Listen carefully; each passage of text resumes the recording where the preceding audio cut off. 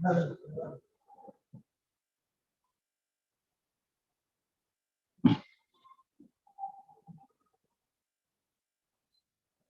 evening, madam.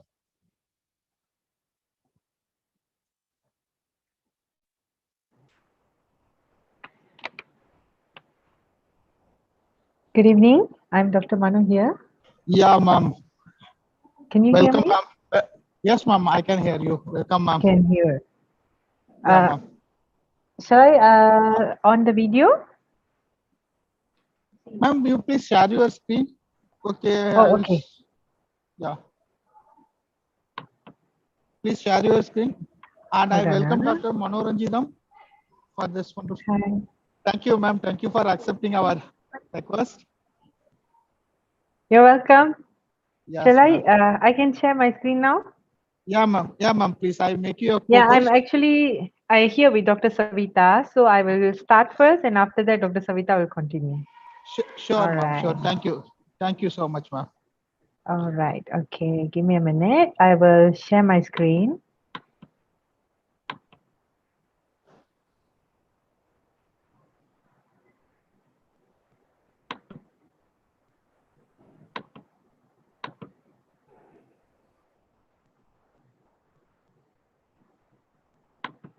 Oh, hold on a minute.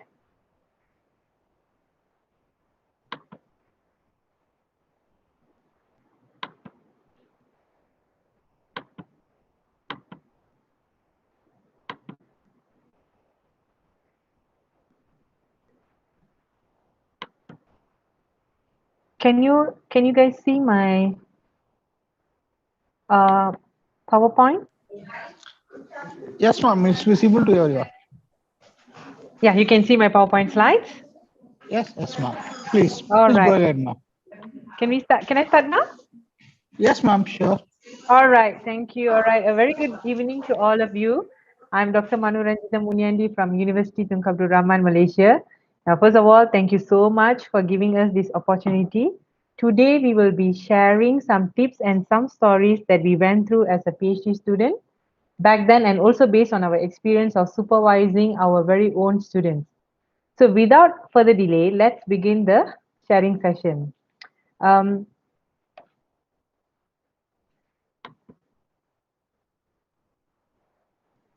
I'm trying to change the slide, but I'm not sure whether you can see my.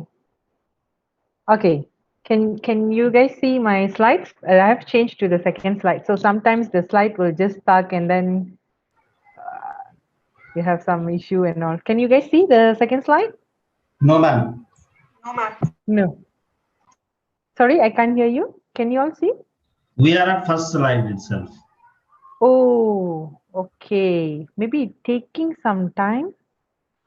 Hold on. I will stop sharing and start sharing again.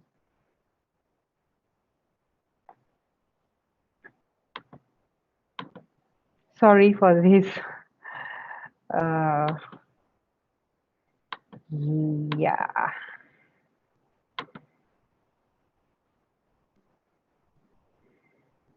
Okay. This is in slide 2. I believe you can see my slide 2 now. Yes, ma'am. All Yes, right. ma'am. Okay. So, thank you. Okay. So doing PhD is just like undertaking a project and completing it at workplace. So the similarities are both have equal amount of complexity and challenges in it. Both have some deliverables at every phase. Both experiences timeline which gets postponed to one extent. Both uses a lot of resources. Both tend to go over budget at some time. And finally, both are monitored by some sort of superior in the form of supervisor for PhD and higher management for project. Now, the major difference between these PhD and project, which quickly fixes all the above mentioned challenges, is teamwork. In a project, you are a team, but you have few others with different skills and knowledge to handle problems that might arise during the project period time.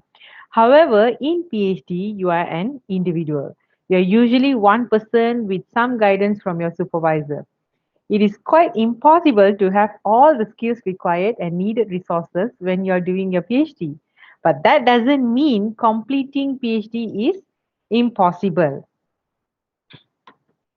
Okay, all you need to do is to strategize well in order to successfully complete your PhD studies.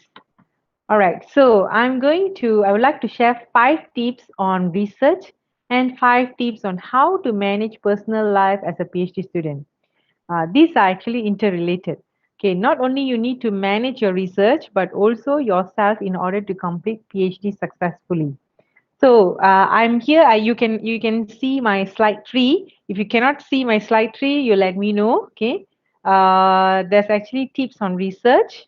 Okay. So I have three tips on my slides here. So let me know. Stop me if you cannot see my slide 3. Okay. So the first tips on research are write out your target completion date. Okay.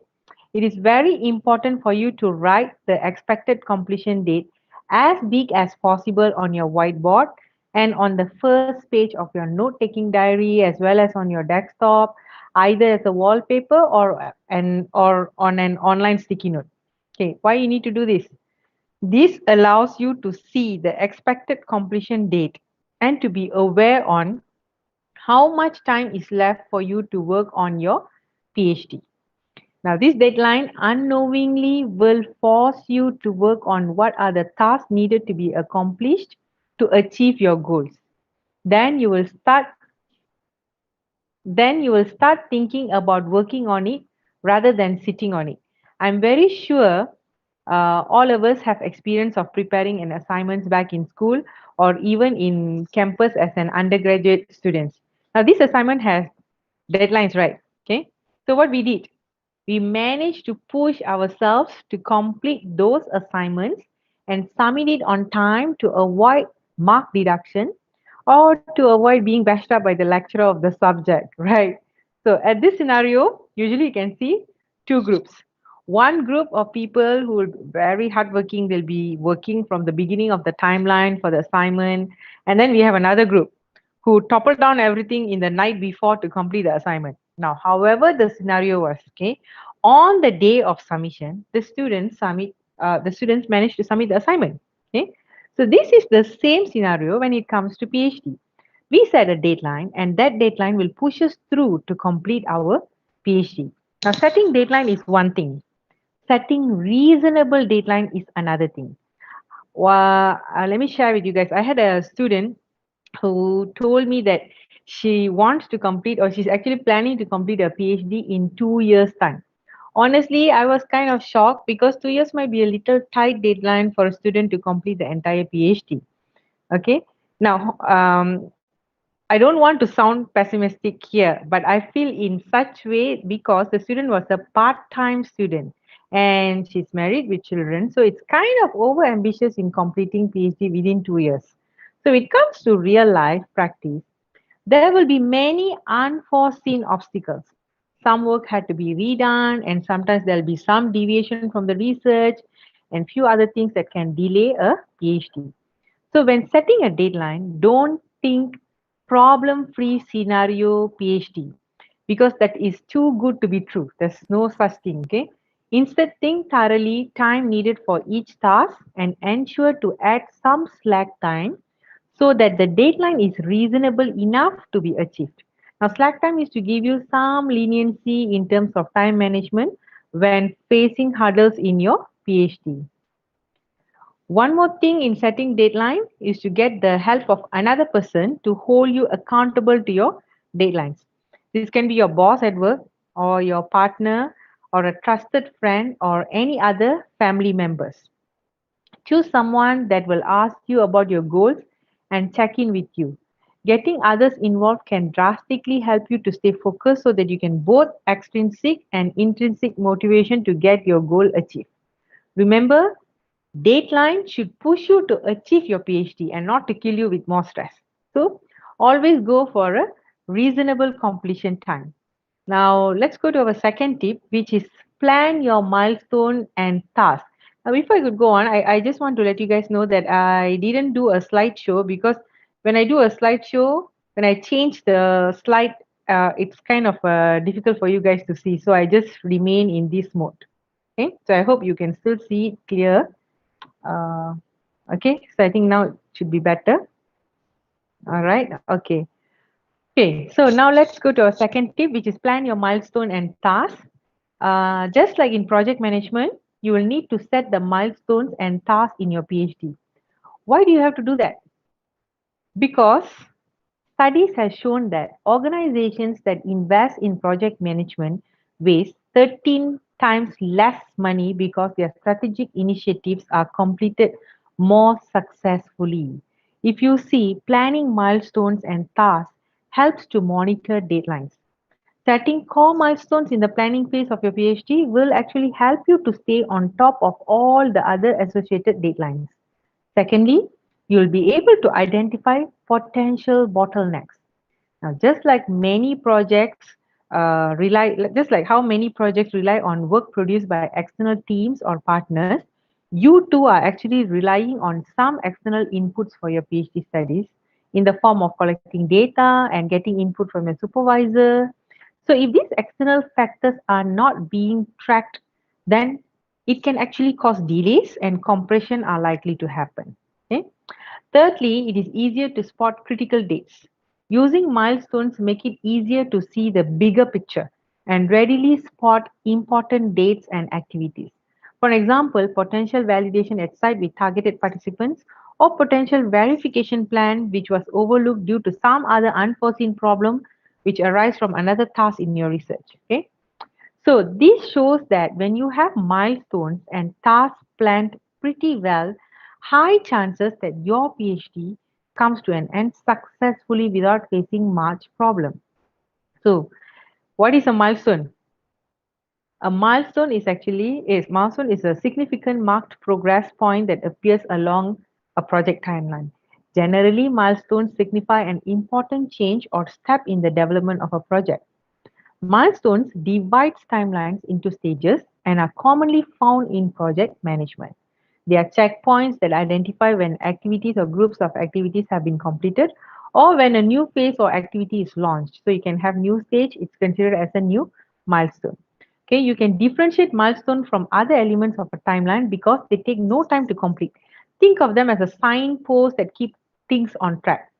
Milestone is to take a look back at what you have already done. Okay? So it's something like the rungs on the ladder to achieving a goal. So typically, overall milestones for a PhD student can be like approval of candidature, passing proposal defense, writing up, notice of intention to submit thesis, submission of actual thesis, viva, final submission, and even graduation. While milestones for research project can be following the research methodology phases such as literature review, data collection and analysis, development, verification, and validation. Now, let's get to know what is task. Okay? Task is an activity with a specified timeline for completion. Each task delivers some sort of deliverables to be used in the following task. One easy way to break down the task and to set milestone is by matching it with the thesis outline. Okay? Can actually go through the list of topics that one should have in a PhD thesis, and you will get a better idea on what are the list of tasks or activities that needed to be completed. This way, you will not miss out any content in your thesis as all your tasks are drafted according to the thesis outline. You can use Gantt chart software such as Open Project, Project LibreCloud, Agenti, and few others to prepare a Gantt chart to break down the milestone and tasks in your PhD. In the Gantt chart, you can actually also keep track what is your current progress against the planned milestone. So this way you can work on speeding up if you are lacking behind, or you might want to slow down if you are too far ahead. Okay, it's like giving you a reality check, how fast you have moved on and so on. Okay, let's look into the third tips, which is find out free online tools. Okay, every PhD student should take advantage of free online tools. And this is absolutely free and it makes your life much more easier in managing the tasks, documents, and data related to PhD studies. Some of the interesting tools that can help a student can be like Mendeley, Forest, Pocket, 750 words, and Trello. Let me go through one by one quickly. Okay, with Mendeley, you can actually save time doing reference. Staring at a mile-long reference list is enough to give even the most seasoned researchers a headache. So be sure to avoid bibliography burnout with Mendeley. This free reference manager automatically generates bibliographies as you write and even helps you find papers relevant to your subject, meaning you can spend more time writing and less time referencing.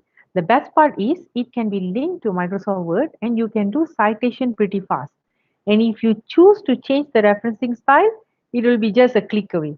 Unlike previously, when there is no referencing manager, okay, everything has to be done manually, which is very tedious and tiring process too, because every time you change something or you add a new referencing, then you have to like rewrite the entire bibliography. That's like too much to do. Well, thanks to Mendeley, we can actually save a lot of time. Now, another thing is another app is Forest. When you stay off your phone with Forest is kind of like a game-based application. Okay, Forest gamifies your focus by rewarding 25-minute intervals of uninterrupted work with your own virtual tree. Stay focused on your work for longer period and you'll be able to grow a whole forest. It's a simple incentive that stops you from hopping onto social media via your phone and increases productivity. You know, some of us like to all the time check our phone. So if you actually on the forest app and you never leave the forest app, what happen is the tree will start growing and so on. But if you leave the forest app, then the tree you were growing starts again from seedling, resetting your progress. So if that's not enough, you have more in forest actually. Growing trees will reward you with virtual coins, which can be spent to plant real trees through charity group trees for the future. Okay. Then the third app will be Pocket. Save your distractions for later with Pocket. Ma'am, Endlessly. Oh, yes. I'm sorry to interrupt, but your sliding is not changing if you are changing. The slide is in slide 3. Yeah, I don't know. It is showing tips on the research and 143. Write on your target completion date, plan your milestone, and find out your free Yes. online tools. Yes, we are That's now in the find out. I'm now explaining on free online tools. okay, ma'am. Okay, ma'am. Thank you. Thanks, ma'am. Sorry, sorry. So we are still in the tips 3. So I'm like explaining to you on this app called Pocket. There are a few apps. Just now I covered on Mendeley, Forest, and also now Pocket. There's 2 more. After that, we can go on to the tips number 4. Okay. Okay, So ma'am. this, Thanks. right. So this Pocket um, sorry, Pocket app is actually allows you to when we actually open a lot of browser tabs. I think many of us have this habit of opening up a lot of tabs and for every new page and ended up with many tabs on a browser. Now you can actually say goodbye to other apps with the free productivity app on Pocket. Pocket is a browser plugin which stores and catalogs everything you want to read. Whether it's an important paper for your next thesis chapter or even some gossip corners, the tool will actually make your life much more easier, allowing you to focus on what's important right now and keep your workspace clean and focused. Next, you have 750 words application. This app allows free writing. Despite all the planning and data you have compiled throughout your research, starting to write your thesis or next chapter can still be very daunting. Sometimes we don't move on, right? We don't start writing. So this app, 750 words, is a tool designed to get you free writing. Just write 750 words a day and commit to writing without editing, allowing you to get your thoughts down on a paper and clear your head. So, this type of writing is often not so usable, but it can sometimes contain usable information and get you in the right mindset to write that first paragraph in your thesis. And the last app is Trello. Trello, as a researcher, there's a good chance you're keeping lots of bubbles in the air. To keep track of all your jobs, both PhD related or otherwise, it's a good idea to find a task management app that works for you. There are many free apps out there, but Trello is perhaps one of the most visual and user friendly. The tool allows you to create workboards and fill them with tasks, assign deadlines, make updates, and so much more. So you can also share your board with your collaborators. In Trello, you can actually share the board that you have created with your collaborators or supervisors so that you can actually work in a team. So apart from these free tools, there are many other tools which may require some fee payment, which might be subscribed by the university. So you can actually take advantage as a student by using tools such as SPSS, AMOS, and Smart PLS for quantitative statistical analysis, and Vivo and Atlas TI for qualitative analysis, and Google Charts for data visualization, and many others are available. So just do some research to find out the most suitable tool which you can use to manage better your PhD research. All right, so now we go on with the tips number 4. Communicate your research often. Okay, so researcher Semeder stated during the tweet chat that the importance of communicating the value of your research is primarily to help others understand why you do what you do, but also for funding purposes, application of your result by others, and to increase personal value. You'll be surprised that questions like why your research is important, what is the significance will be answered. Now let's look at some strategies you can use to let other people into your PhD work. Firstly, have a small speech prepared for the questions. Like, so what do you do? Okay, you can prepare a small speech. Sorry.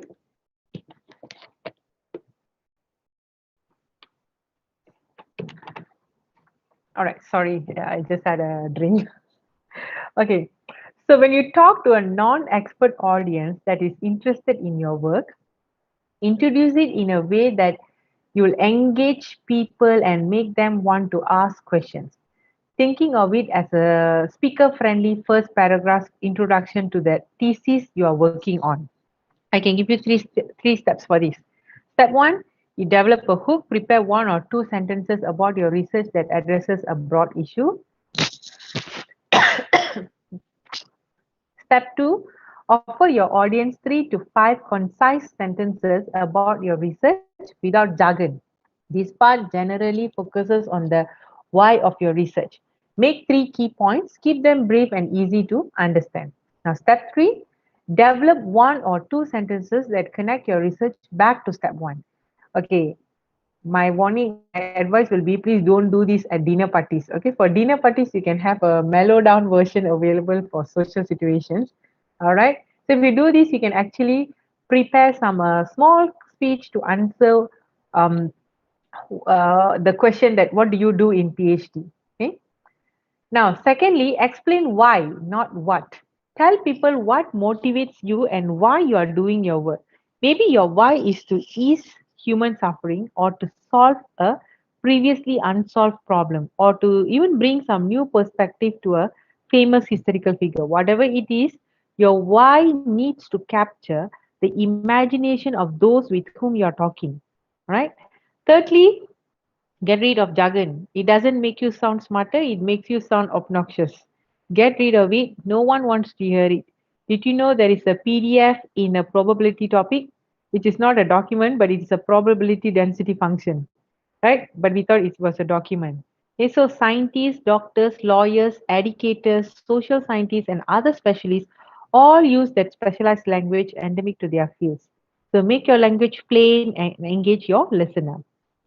And fourth, you can use metaphors. When you talk to other people who are not in your field or maybe even not in an academy, real life analogies and metaphors work well. Why? They resonate with people. You can easily illustrate your point without having to drill into detail that won't be meaningful to your listener. Okay? And lastly, use plain language. We know that jargon doesn't work, and that plain language does. What's plain language? A term for communication that your audience easily understands the first time they hear it. Many researchers struggle to find and use simple words. Here are some tips to use them. Focus on what's important without getting way down in too much information. You be accurate, avoid passive verbs, and sticks with active voice. Keep sentences short and sweet. Follow the hourglass model of storytelling. You all know what is the hourglass model of storytelling? You're wondering what is that? Follow the shape of an hourglass. You start broad, narrow down, and end broadly. Now tell the why of your research and make your audience care. Give some interesting details about your research. and end by offering what you hope you find as a conclusion. Okay? So tell them a great story. Keep it short, sweet, and honest. You'll get lots of great questions when you do that. And if you are lucky, someone will pinpoint the flaws of your research too. Okay? Someone can actually see what is going wrong in your research. When they ask as a question, it gives you some kind of this bright light that makes you to start thinking your research again. Okay, let's look at the last tips for research before moving into tips to manage personal life. The last tips is document every detail and review frequently. This is an important step. It is highly recommended to document every single steps, meetings, findings, data, information, people you meet, or any important conversation to ensure you do not forget it. This is because after some time, due to our memory skills, we have this fading memory. There's high chances that we might forget some details in the mentioned list. Thus, it breaks the connectivity of the data or pattern that might be hidden behind these at later stage of PhD. Apart from that, we can also identify the missing information or incomplete data collection and work towards retrieving it. Another important reason is by reviewing frequently, we tend to understand the data better and our brains start to connect the parts and pieces to form a better picture. Okay? Our brain actually has the capability to work on to match the information we read with the data we collected and vice versa. So this is only possible if we get connected with our data often. The more we look at it, the more we review it, the more we will understand. And sometimes you get this light in your brain which fixes the points and forms a fantastic discussion on your analysis. All right. So let me now move on to the first tips on personal life management. Okay. All right, so this is some tips on personal life. Why is it important? If you manage your personal life, only then you can complete your PhD. It's very related, okay? Firstly, plan your life. Often, when you ask a PhD student, how do you manage your research? They tend to give you a long list of sacrifice that they had made to keep their research on. Actually, we live in a world today where we are expected to sacrifice. Okay, it is always a choice between two things, and you can only pick one. Want to be successful? Sleep less. Want to save money? Stop going out on the weekends. Want to complete your PhD? Work around the clock. It is a never ending list of what feels like a sacrifice. And you know what happens after the third time you have to sacrifice? You are ready to give up. You don't want to continue a PhD anymore. Nobody ever sacrificed something and then felt good about it. Try sacrificing sleep for a few days and then you see how you feel it, right? So we all have been there at some point. For some of us, it is a way of life, but it doesn't have to be actually. Successful people don't sacrifice much because they prioritize. If you prioritize, you won't have to sacrifice. And if prioritizing something feels like a sacrifice, then you should not be prioritizing it in the first place. Life is not and should not be about sacrifice. I believe many of you read through many articles on prioritizing all this while. Now, the problem is not about prioritizing, the problem is not knowing what to prioritize. Some of the incorrect ways of prioritizing are doing the easy task first. I believe quite a number of us have always do this. Easy tasks should be at the bottom of the list. I know it only takes 5 minutes to write that important email and send it off, but it is easy and not urgent. Save it for later during the day. Okay, there are days that when I get caught up with this kind of short and easy task, and then the next thing I realize that it's already 3 p.m. Half of my day has gone, and I haven't even made a dent in my to-do list. Okay, checking tasks off the to-do list might give you a temporary high, but at the end of the day, when you look back, you won't be convinced that you have accomplished much.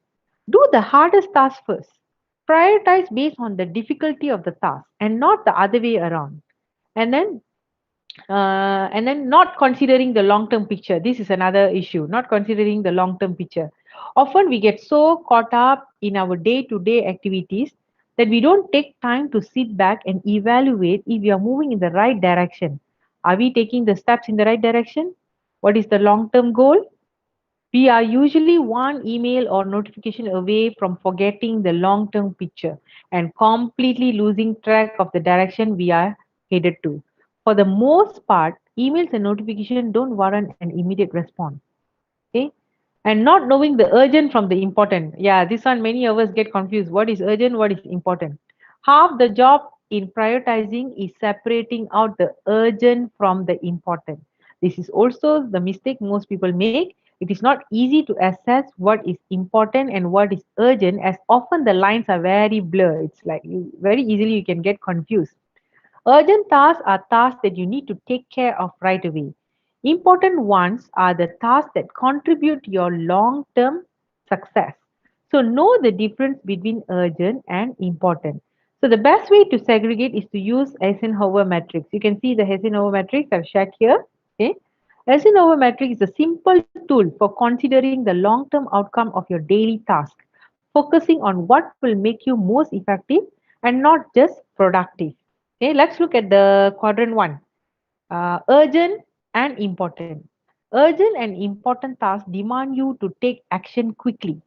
These items typically have visible deadlines and consequences for failing on taking action. Most often, these are either things that were sprung out on you from an external source or things that you put off until faced with this a looming deadline. Either way, they require a crisis mode response.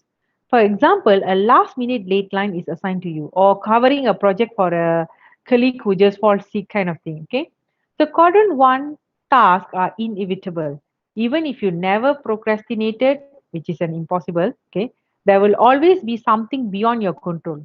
However, the problem comes when you focus on these unexpected or deadline driven tasks to the exclusion of long term goals that are important to you. Spending too much time on quadrant task one can lead to increased stress, burnout, and the sense that your days are out of your control, and you may make it easier to settle down into mindless escapism found in quadrant 4. So if you spend too much time in quadrant 1, the next thing you will just jump into quadrant 4. All right. Now let's look at quadrant 2. Quadrant 2 is not urgent and important. Not urgent, but important tasks are the activities that help you achieve long term goals. These may not have a deadline or even an end date, so it is easy to put them off in favor of more urgent tasks. However, these tasks have a greater effect on your long term effectiveness in completing your goals. For example, working on your thesis, there's no immediate deadline, so you have this tendency to postpone it. So quadrant two is the sweet spot of personal time management. This is the spot where you focus not on problems as with quadrant one, but on opportunities and growth. Living from this quadrant of the matrix means that you are proactive and prioritize activities that grow your skills and energy and contribute to accomplish meaningful goals. Quadrant 2 is where deep work happens because you are largely freed of pressing distraction. By attending to quadrant 2 consistently, you decrease the number of pressing problems that pop up in quadrant 1. Quadrant 2 is actually highly related to quadrant 1. Living in quadrant 2 means that you can create a plan to complete project and avoid possible problems. For example, if you do your routine car maintenance, which is in quadrant 2, you may avoid the problem of car breakdown, which may appear in quadrant 1 later. So if you work on your thesis regularly, which is in quadrant 2, you may avoid a pressing email from your supervisor that might come in quadrant 1 later. All right, you got the point? Now let's look at quadrant 3, urgent and not important. Urgent but not important tasks are best described as busy work.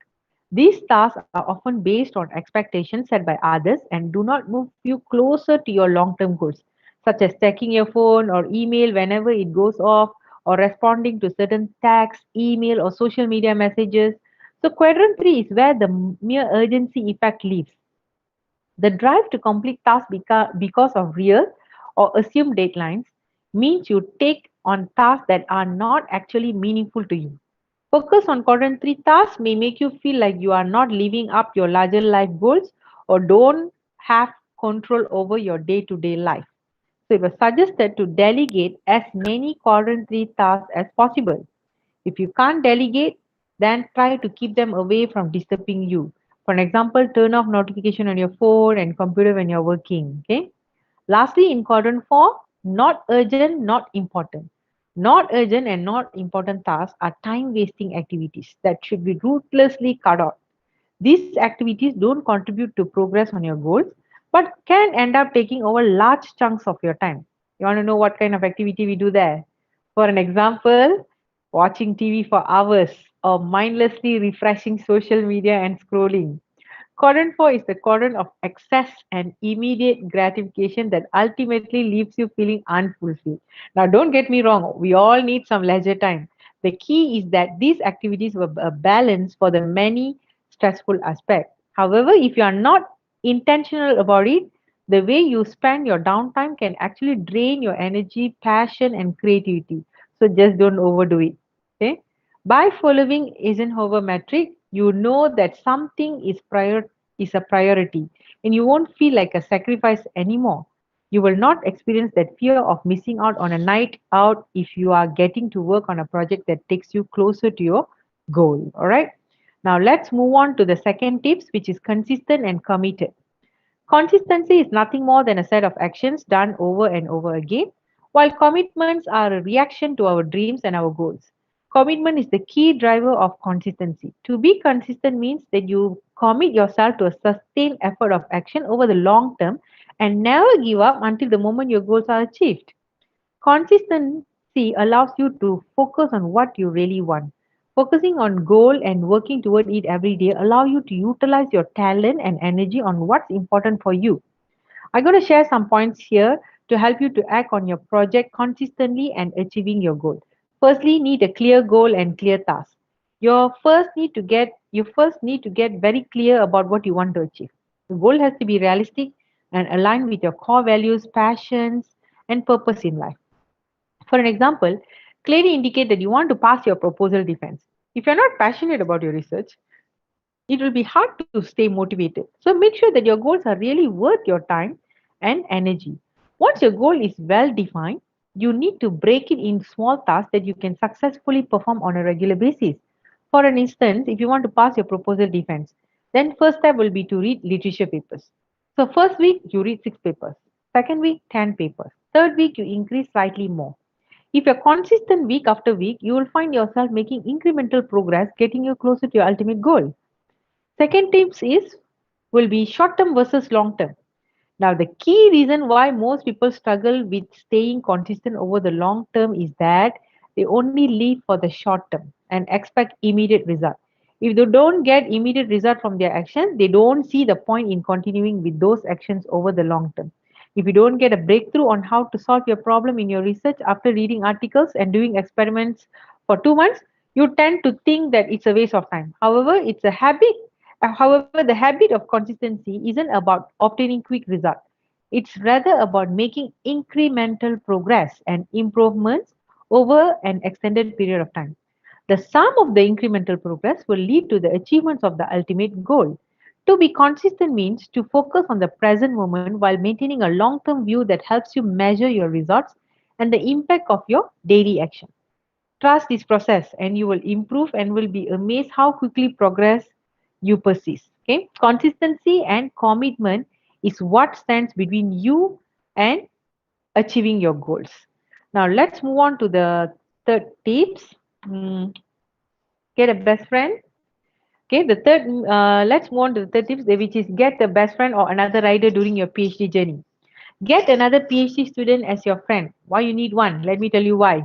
Many benefit out of it. Huh? Firstly, a good friend helps you feel less lonely. Although there are billions of people on the planet, sometimes you can feel overwhelmed with loneliness because you feel no one can understand the problem of a PhD student. So a good friend can make you feel that you are not alone, as these person are also in the same shoes as you.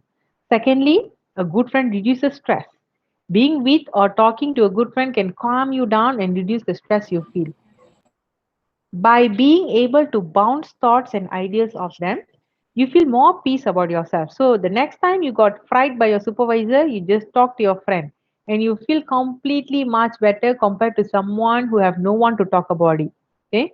Thirdly, the days that you feel like quitting PhD, a good friend will improve your self-confidence and motivation. Usually they'll tell you how great they think you are without holding back.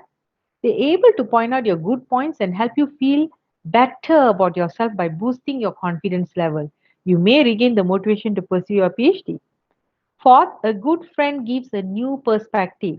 Sometimes you can put on blinders and becomes very narrow-minded. Okay? However, it is easy to drop all your preconceived beliefs and look at everything from a new perspective, and a good friend points you in that direction. Here, I would like to share my personal experience. Okay, I am a computer science graduate, and my PhD was about touch sensation for blind users. I did not understand how I could obtain a good result with my solution, meaning I could improve something for the blind users. But I couldn't really answer the how and why it worked. It was my another PhD friend from science background who told me to check the medical journals to see the relation. And she was right. I could explain well after that. So often it is from another person's eyes that you will actually be able to solve your greatest problem. All right? Okay, fifth, a good friend provides a reality check. If you begin to act like a crazy person because you can't understand how a method works, then a good friend will pull you back down to earth or in a heartbeat. Okay, a good friend supports your dreams and goals. No matter how big your dreams or how far away your goals, a good friend believes in you. They are right there with you, supporting you in every way possible to attain your dreams and find success with your goals. And the journey of achieving will be faster when you and your friend share the same goals. You dream to graduate together, and when one of you are lacking behind, another will constantly remind you that both of you should be achieving at the same time. Lastly, a good friend improves your mental health. It is true that a good friend improves your mental health because you feel understood, loved, and not alone. Those feelings inspire peace in your life, within your soul, and in your mind. A good mental health is definitely essential for completing PhD studies. Now, all right, now let's look into the fourth tips. Reward yourself. Okay.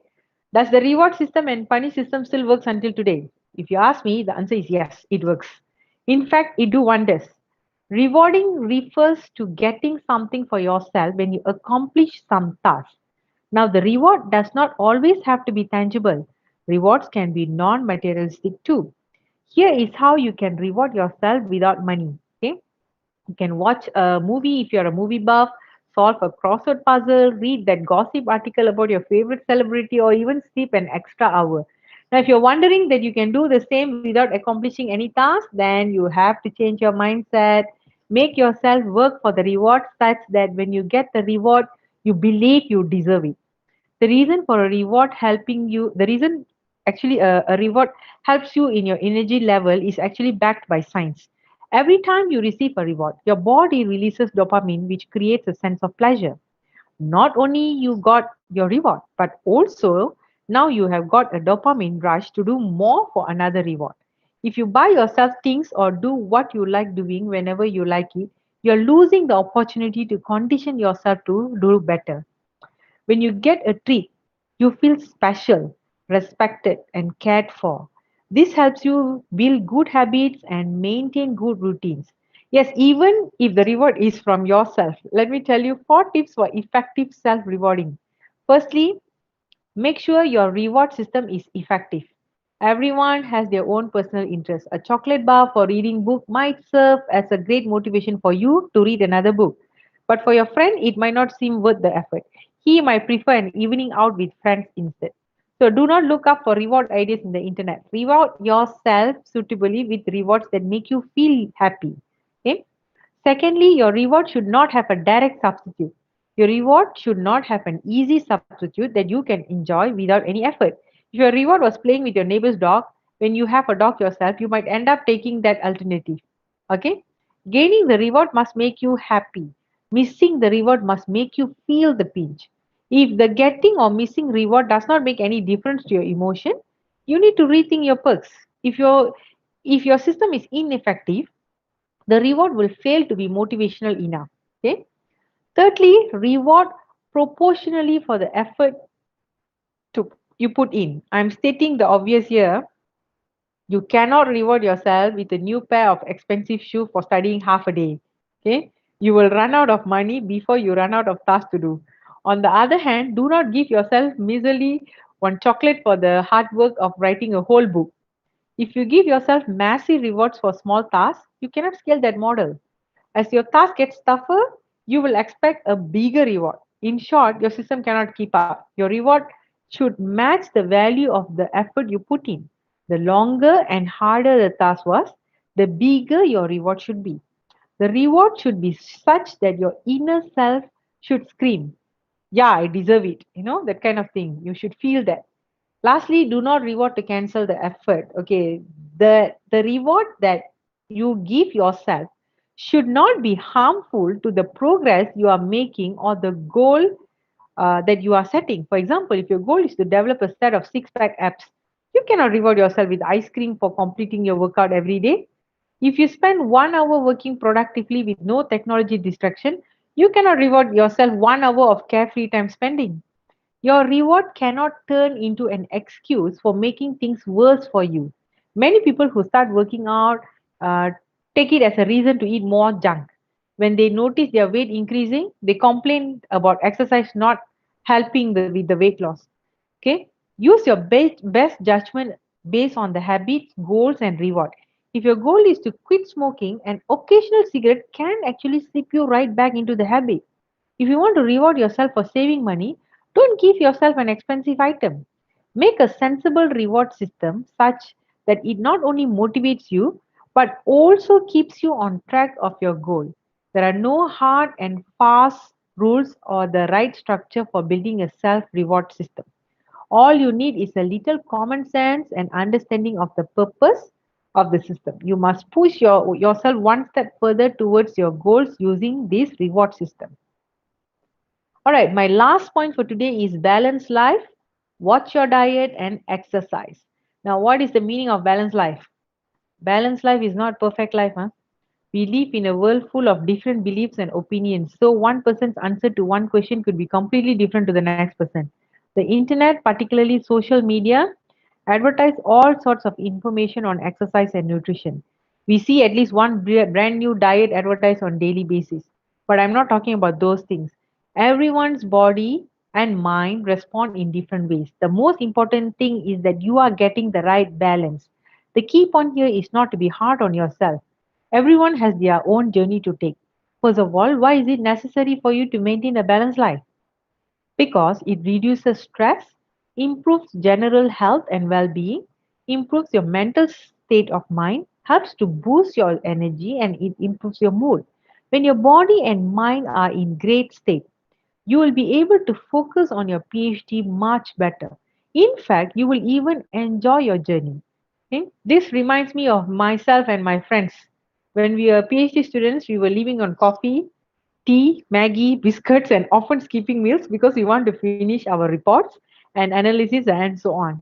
Then there'll be days we are super actively will exercise, and there are months we don't even walk and practically glued to our chair. Okay. Eventually, we completed our studies, obviously thinking that the right method to live as a PhD student. But then we realized that after effect was not so good. Our body refused to cooperate and start falling sick. And for some people, it even led to a terrible sickness, which is completely not worth because what is success if you don't have the health to enjoy it, right? Okay. Some ways to find out you're living on unbalanced life are firstly, if you want to know whether you're living an unbalanced life, firstly, you will experience these negative emotions becoming more prevalent. Frustration, anger, anxiety, procrastination, indecisions, and resentments are just few signs that of life that's something heavy in your heart and mind, especially if they're persistent and daily. If what we can achieve is determined by our mindset, then you might want to think about shifting your negative emotions to positive ones to achieve what you are so totally capable of achieving. There are some online tools such as you can look for this shift your mindsets workbook app. This shift your mindset workbook app, it's a tool which challenges your negative thought. It helps you to do something opposite of your negative emotion. Okay. Secondly, your body is trying to tell you something. Difficulty sleeping, headaches, poor concentration are just some of the physical signs that your body is struggling to keep up with your lifestyle. body needs to work hard for you every day. So listen to it. When its needs are not being met, you know your body better than anyone else. So be a true best friend of your body and give what it needs. Thirdly, adopting unhealthy habits. Too much coffee, sugar, alcohol, or smoking, for example, plus the less obvious ones such as blaming other people, always making excuses, putting things off, staying up too late. Okay, staying up too late, it becomes like it's a what do you call a pattern of PhD student. Okay, so replace these things with constructive, healthy habits that support you physically and emotionally and psychologically. And lastly, envy. Never compare yourself to others. It brings no joy and doesn't solve the root problem. If someone else's life seems better than your own, stop considering their life and reconsider yours. Okay. Some ways where you can actually improve and live a balanced life is by taking some personal time off, take some breaks in between. Exercise is always a good option. Okay. Remember one thing, the more you move, new cells are produced, and this will boost your overall well being, including your brain. Don't forget to maintain a proper diet, sleep on time, and sleep well too. Lastly, passionately work on your PhD research. Okay, so before I could end my session, I would like to remind all of you that in your PhD studies, you're kind of one person against a crowd. And this crowd can be the university management, your supervisor, examiners, respondents, and many others. Thus, you will need some skills and talents to handle the challenges, especially in dealing with people. So in the next section, my friend Dr. Savita Sugadan will share with her expertise, will share her expertise on understanding and handling people. I hope my sharing session benefited all of you. With this, I'd like to end my presentation and thank you and have a nice day. Let me stop sharing. Ma'am, I have a question. May I? Yes, hold on. You can see. All right. Okay. Yes. Ma'am, could you please repeat the few apps you had mentioned in the beginning? One was Forest app. What else? Could you please Okay. repeat that? Forest. Hold on. I'm trying to. Okay. Okay. Forest, Trello, 750 words. Could you spell Trello? Mendeley, Trello, is it? Trello. Okay. Trello.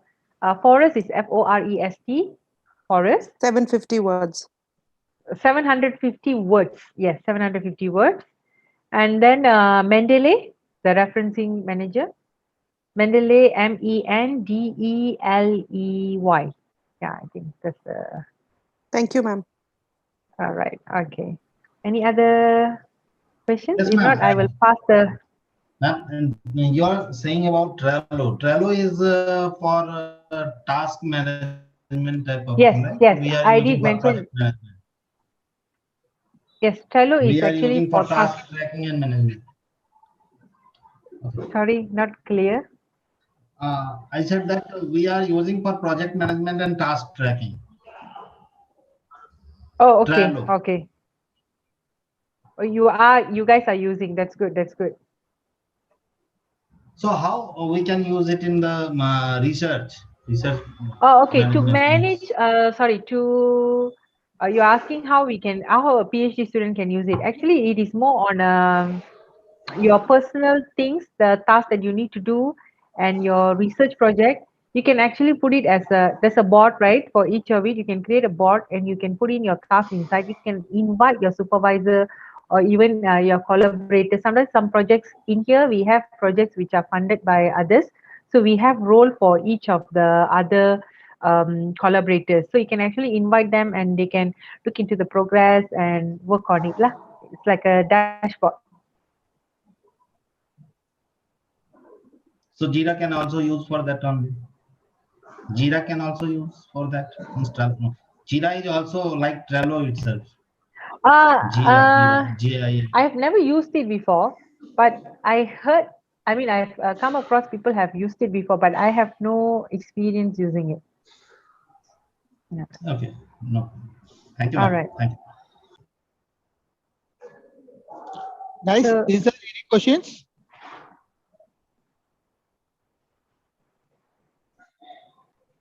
Okay. Hello, ma'am. So if there's no question, yeah, yes. If there's no question, I'll pass the screen to Dr. Savita. Yes, ma'am, please. And thank you, Okay, ma'am. okay. Thank you for your timing, and Thank you the so session much. is No very problem. Okay. wonderful. Yeah, ma'am, Thank please. you. And thank you for accepting our request also. Thank you, please. All right. All right. Yes, welcome, Dr. Savita, ma'am.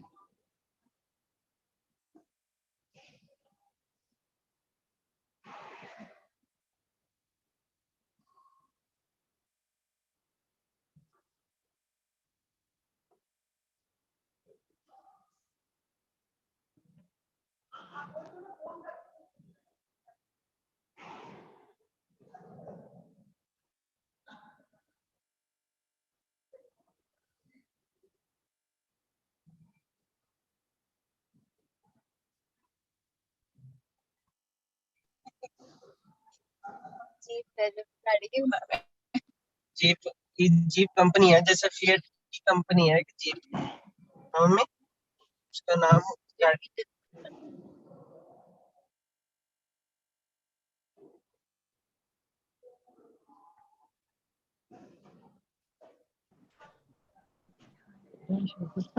No, sure. Sure. Mm. Hello, everyone. Can you see me? Hello, ma'am. Yes, Hello, ma'am. ma'am. Yeah, welcome, ma'am. Okay. Welcome, Dr. Savita. Welcome. Yeah, ma'am. Just a second, okay? Yes, please. The thing, the whole thing.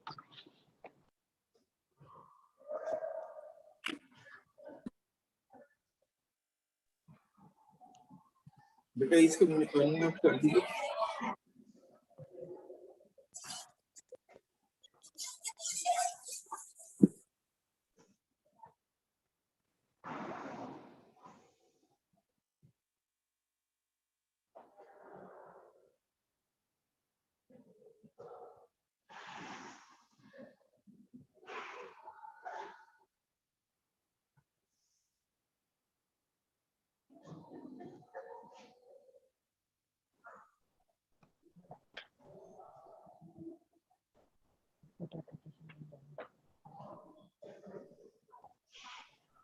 Okay, can you see me? Yes, ma'am. It's visible. Can see me? Is Yeah, it yeah, possible ma'am. to? Okay, all right, because I can't see myself. That's why I'm asking. All right, so you can see my slide. You can see me, right? Yes, ma'am. Your slides is visible and your voice also audible. How about the video? Is it visible? Video, your Not slide is visible. visible. Okay, let me see my video. Yeah. Right. I'm sorry. Okay. Okay, I think now you can see me. All right. Yes, ma'am. All right. Okay, let me begin. Just a second. Looking at the slides. Just okay. All right. So good evening to Professor, Associate Prof, Doctor, student, and all delegates. All right. Thank you for joining me. And also thank you so much to Prof Bala and Prof Mina for giving me this golden opportunity. Okay, so do stop me along the way if you can't see my slides or you can't see me or you can't hear me, okay? All right, so, okay. And today I will be sharing, okay, let me change the slide. Okay, so today I'm going to be sharing on the common obstacle, all right? Importance of building rapport, okay, as well as important and techniques of verbal and non-verbal communication in organizing and completing your PhD. All right, a little bit about myself, okay? I'm attached to Computer and Information Sciences Department of University Technology Petronas, located in Malaysia. I've been a lecturer since year 2006. All right. Along the way, I got my doctoral degree, completed few professional certification in neuro-linguistic programming, requirement engineering, as well as a Microsoft Innovative Educator.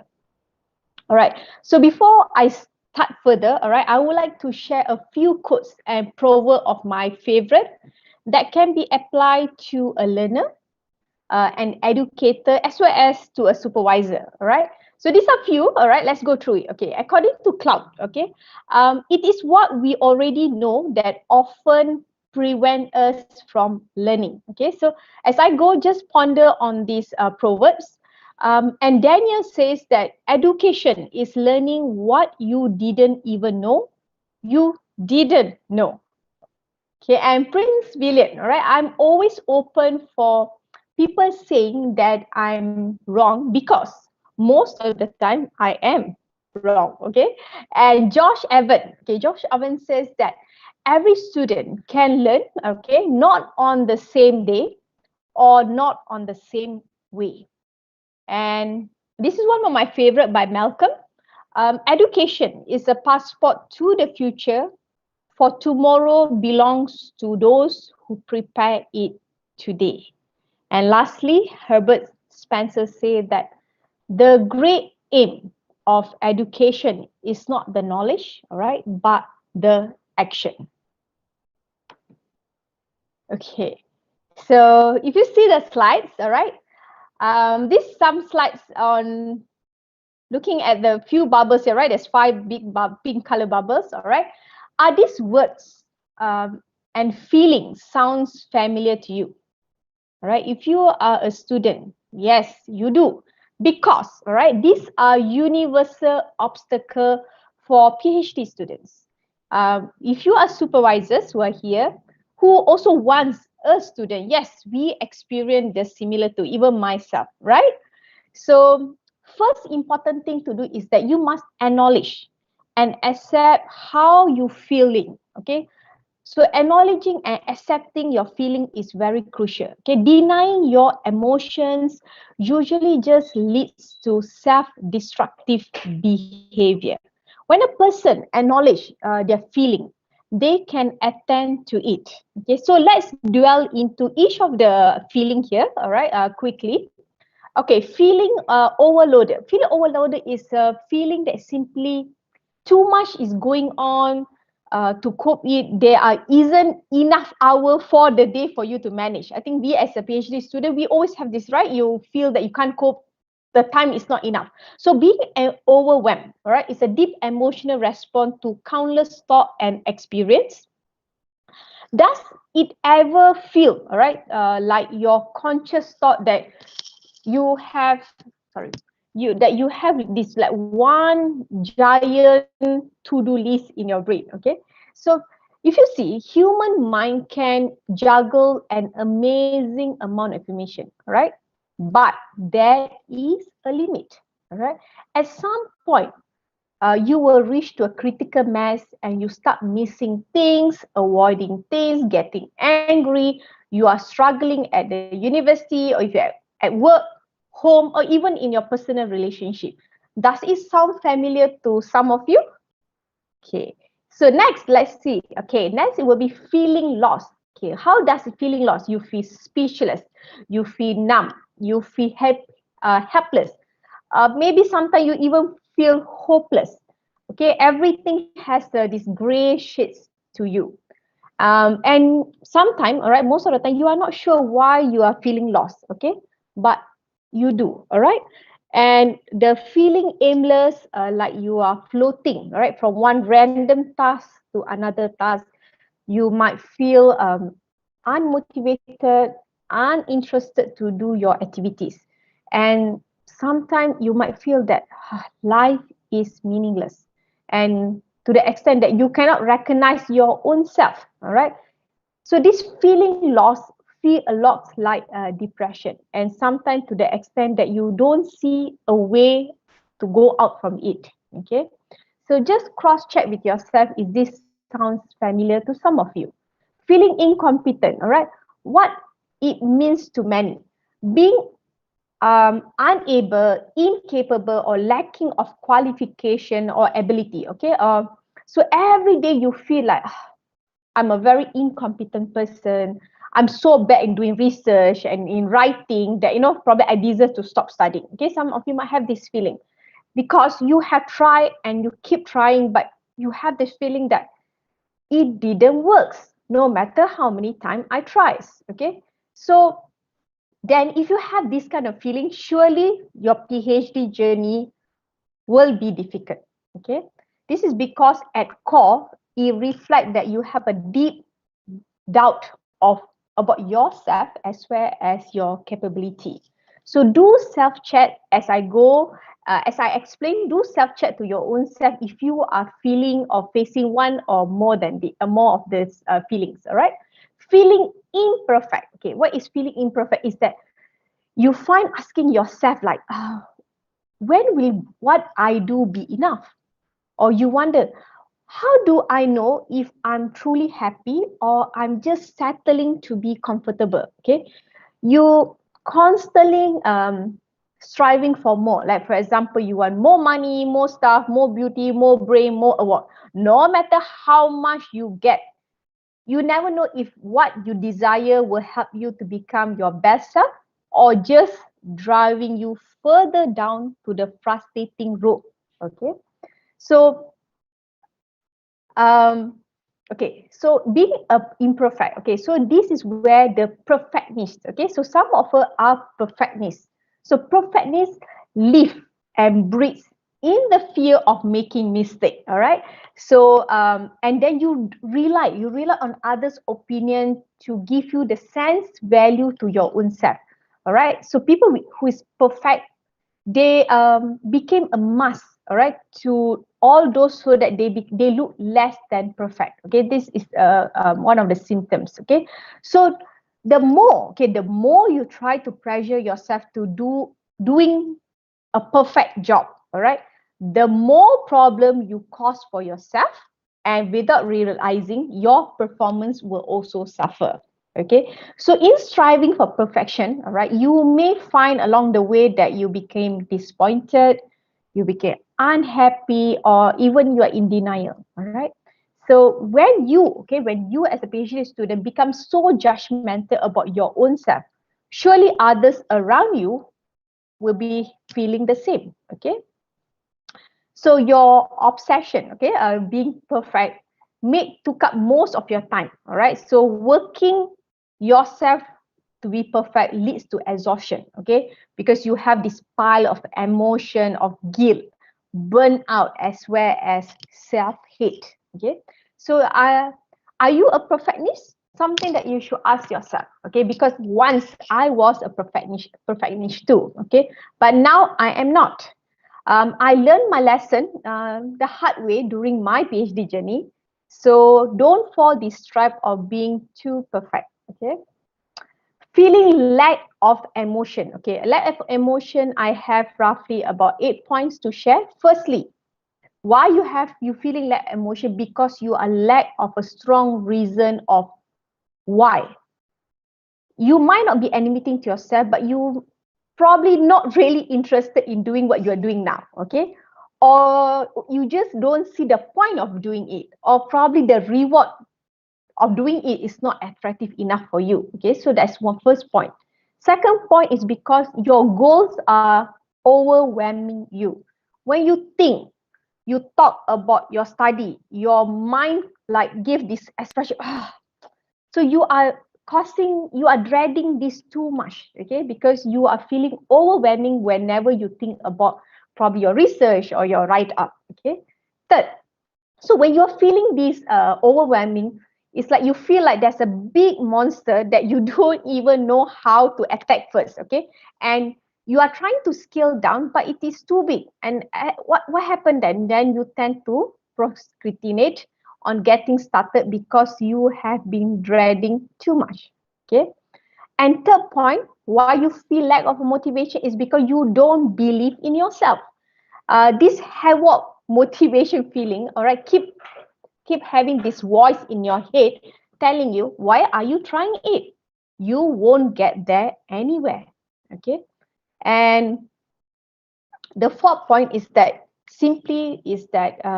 you are exhausted. Okay, you're exhausted.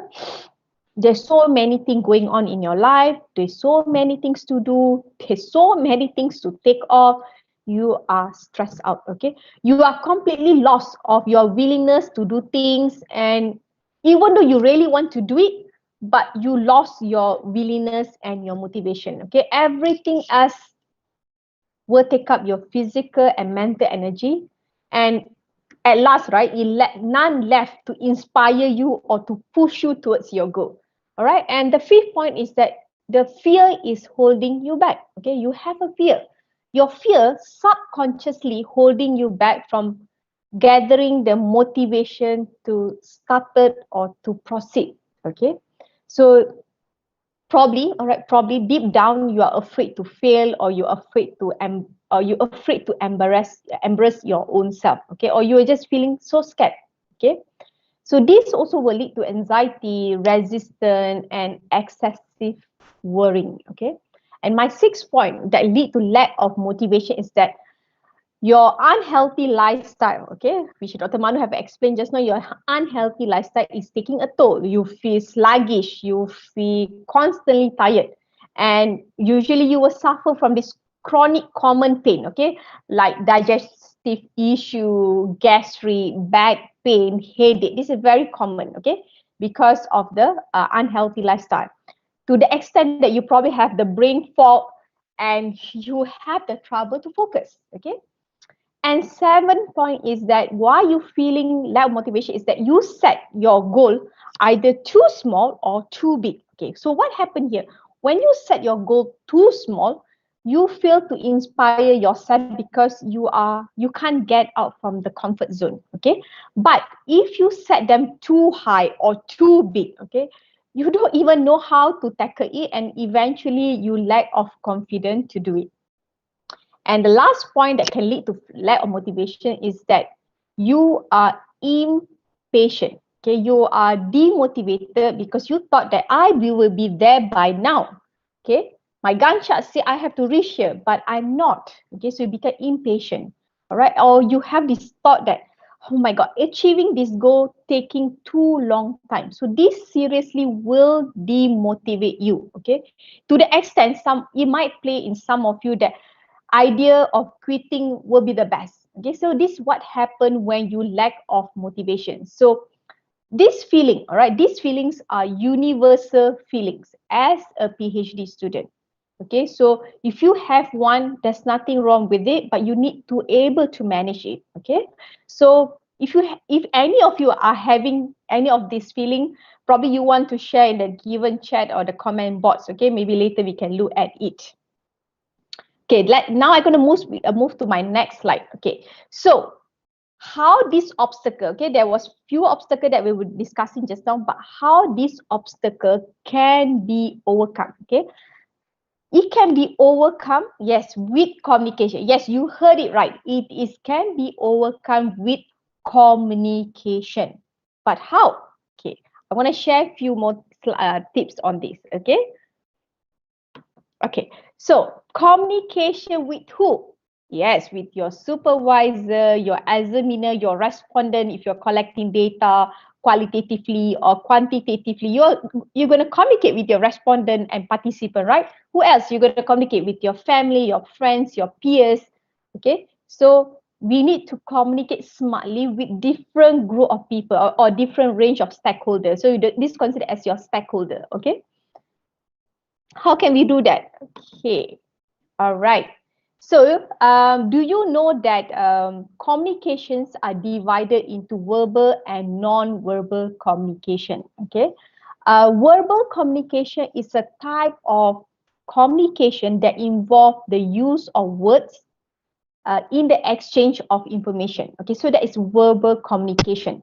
Non-verbal communication is use of your body language, facial expression, or sign language to convey the information. So remember, there is two type of communication: verbal communication and non-verbal communication.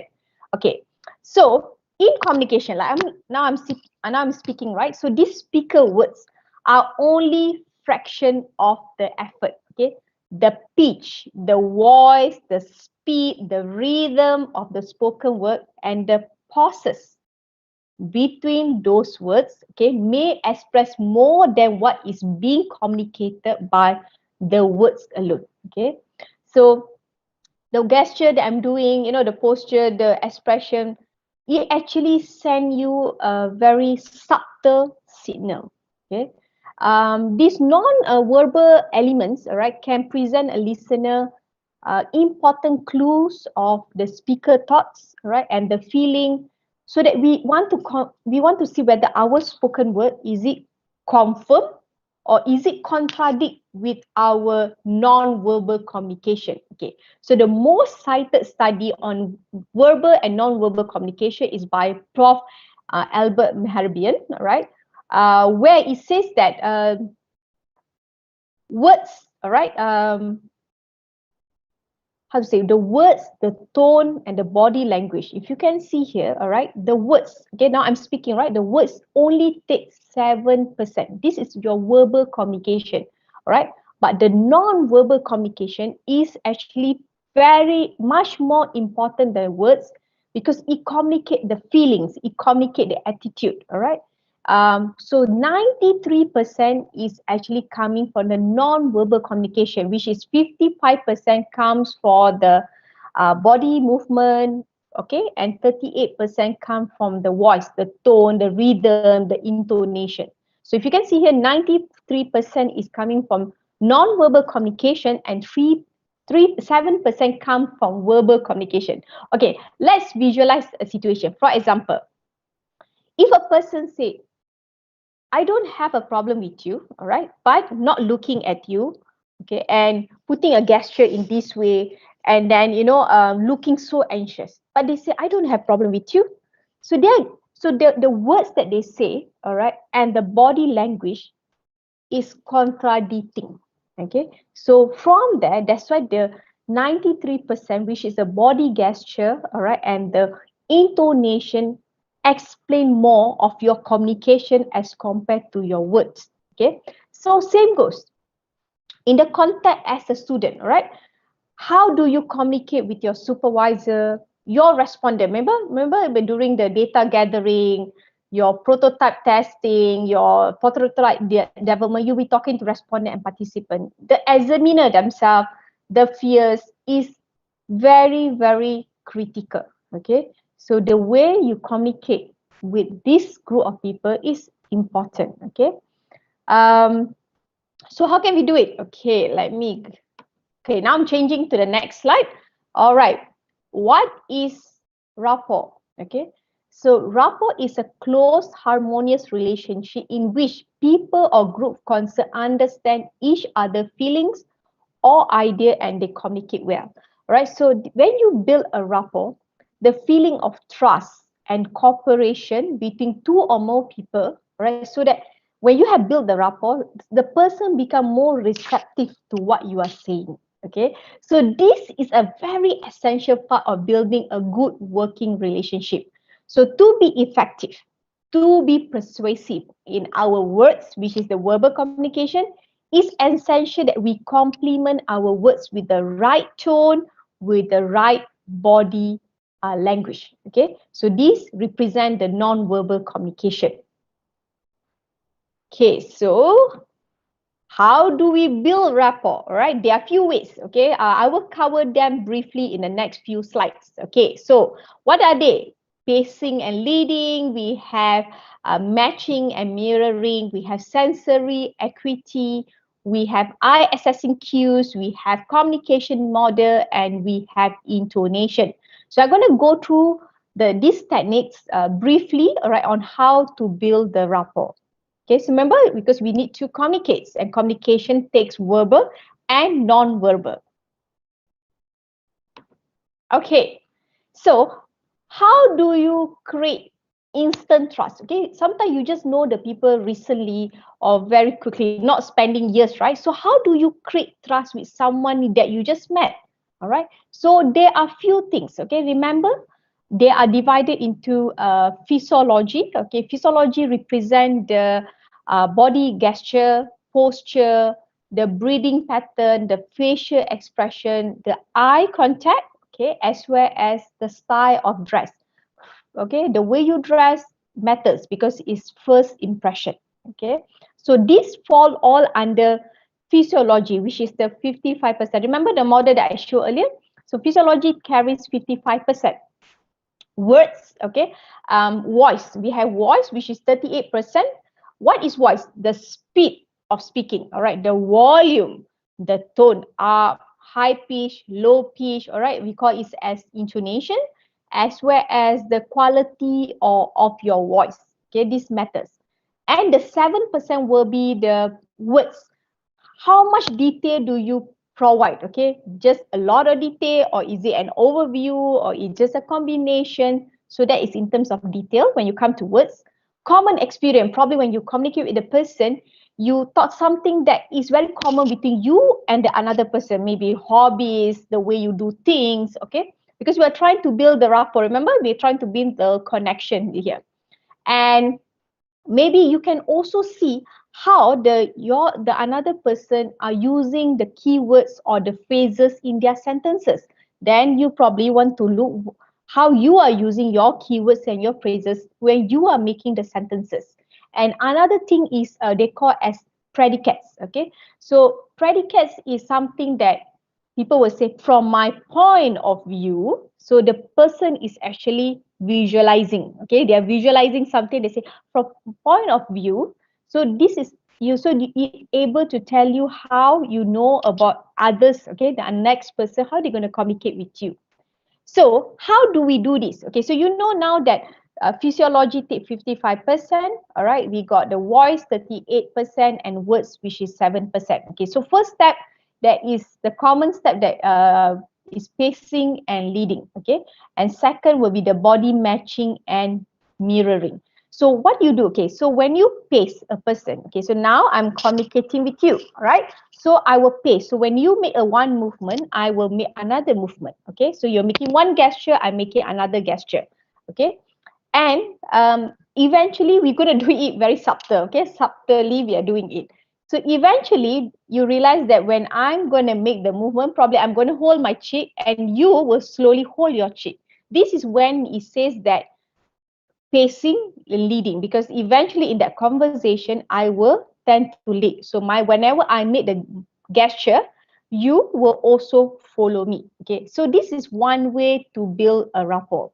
Okay, at the same time, during this pacing and leading technique, pay special attention to the person, the one you're speaking to, right? The body language, the gesture, the voice tone, and you know, subtly you try to match with them. Okay, maybe the way the words they use, maybe the movement, the way they make the sentences. Okay, so you're trying to match them. So when you have match, means you have paced it successfully, you have the power to lead the conversation. Okay, okay, other ways that you can do pacing and leading, like for example, you alter your voice. Sometimes when you talk to someone, the person talk super slow. So you also will start slowing down the speed of your speaking to match to the person. Or if the person you're talking speak very fast, you also tend to speak very fast to make the matching. This is how you build the rapport with the person that you are speaking to. So this is a very important technique for student, all right, when you're communicating with your supervisor, all right, or you're a student communicating with the participant or respondent of your research, okay. Surprisingly, right, most of us, when we make important decision, we actually make the decision because of the rapport, right? The rapport, that means the relationship or the trust or the cooperation that we have built more than other points. Because we know the person, then we make that decision because you have built the rapport. Okay, so if you realize, right, you tend to buy, you are likely to buy from or agree with or even support someone that you can relate to, right? Someone that very similar to you as compared to someone who is not similar to you. All right, so that's what we do. Okay, because we have built the rapport. So rapport is very important skill for students that to have. When rapport happen naturally with the supervisors, all right, or with the research respondent or the participant or the examiner, what happens is that progress happens. All right, idea can be shared easily, concerns or issue can be discussed. All right, And eventually you can reach to certain conclusion, especially when you're communicating with your supervisor, because you have built the rapport. Okay.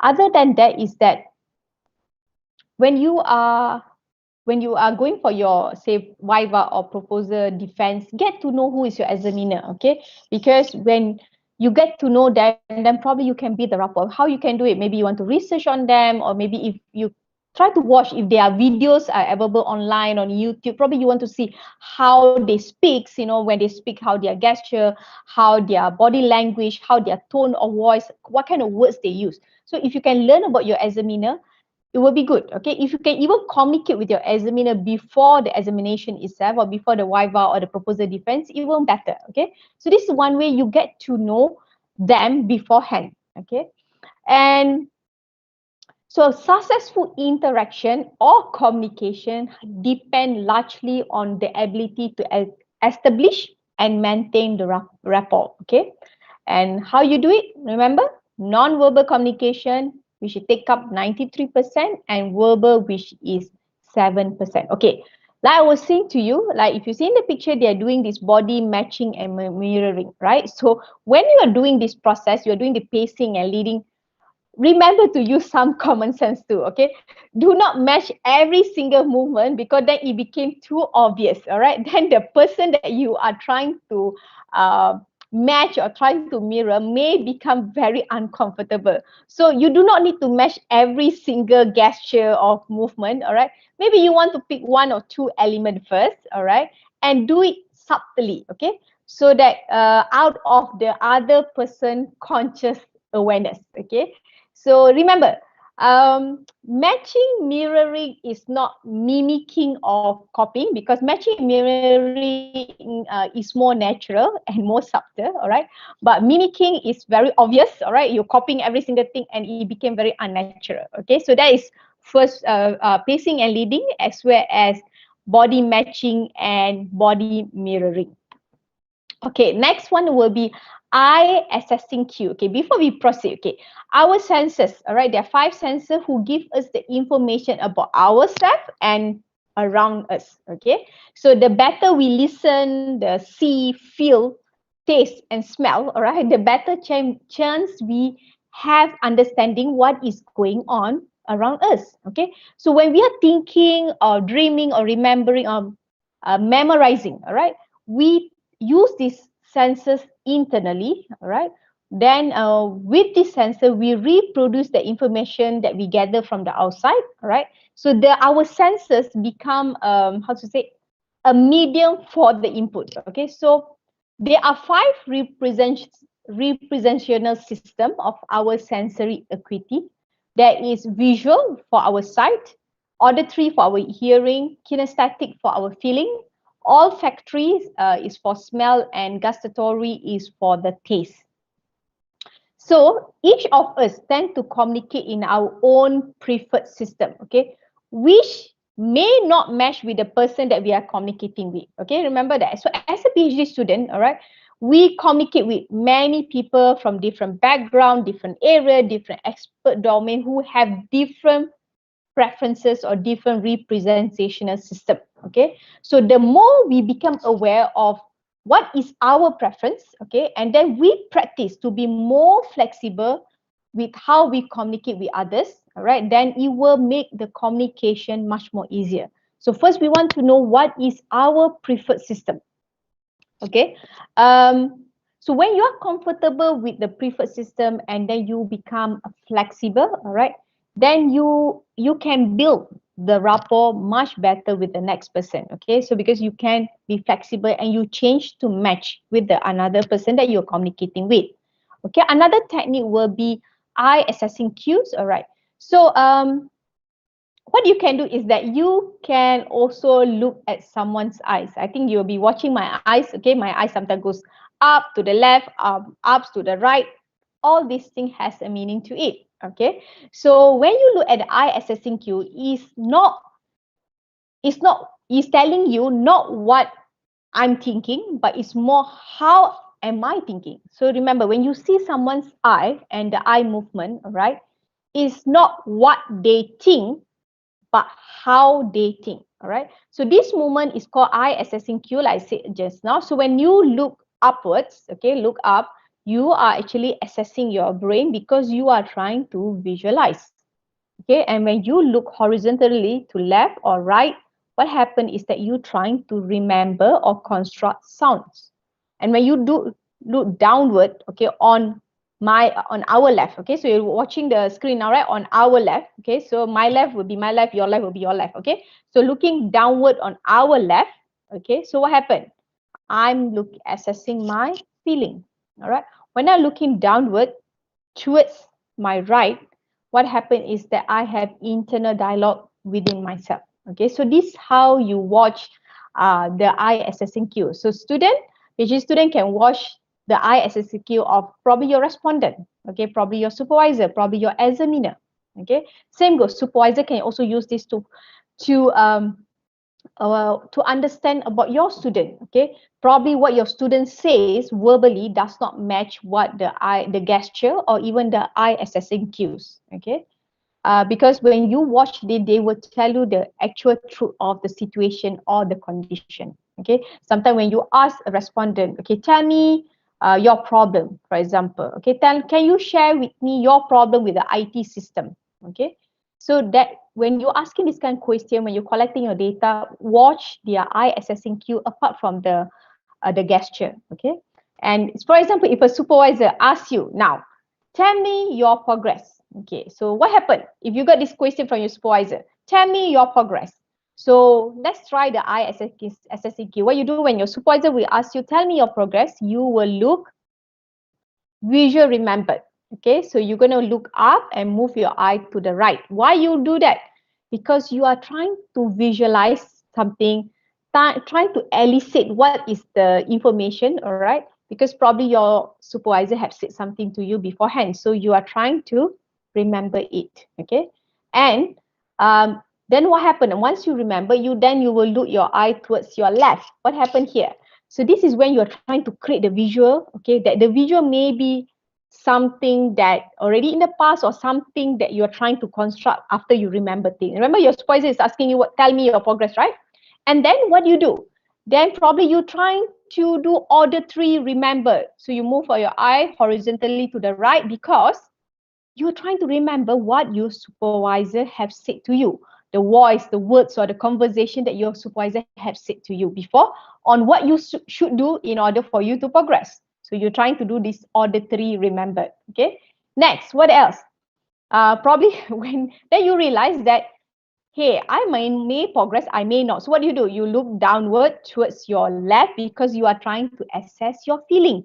You're thinking, oh, have I done enough for the progress? What should I say to my supervisor? So you are assessing your feeling. At the same time, what do? You also looking downwards to your right because you are already having the internal thought, your self-thought, asking, okay, what should I say to my supervisor, this and that. Okay, so this is the process that you take. So this action, all right, so you can happen in seconds, can happen in minutes, depending on the subject or depending on the student.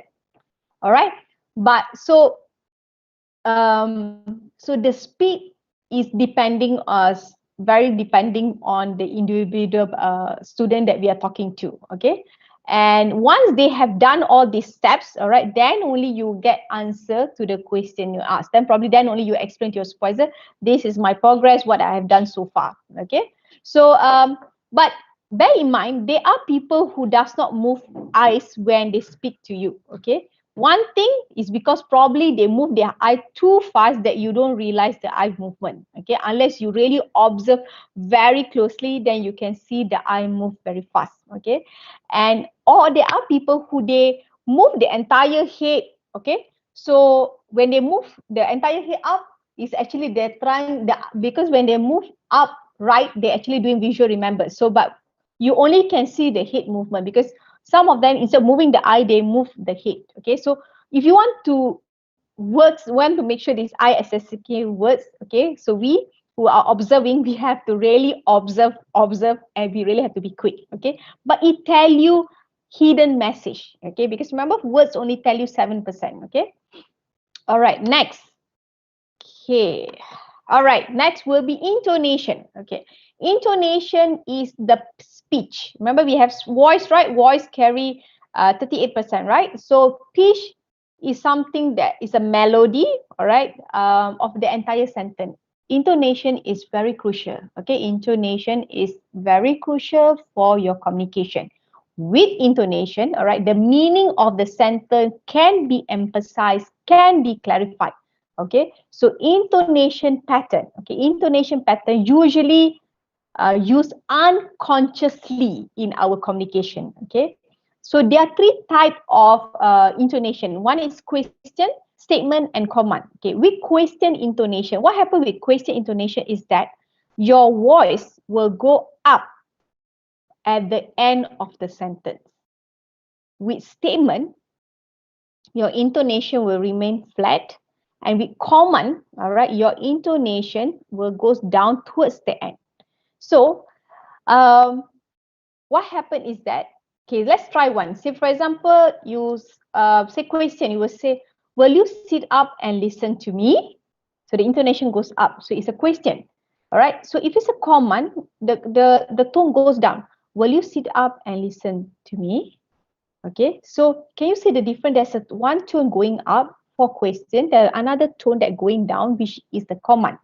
All right, but what happened is that the rising intonation, okay, is an analog marker that tell the listener, all right, unconscious mind, pay attention. This is a question. So unconsciously, our brain process, when you end your statement with high intonation, it become a question, all right, and the brain process that, hey, this is a question, let's give a response to it.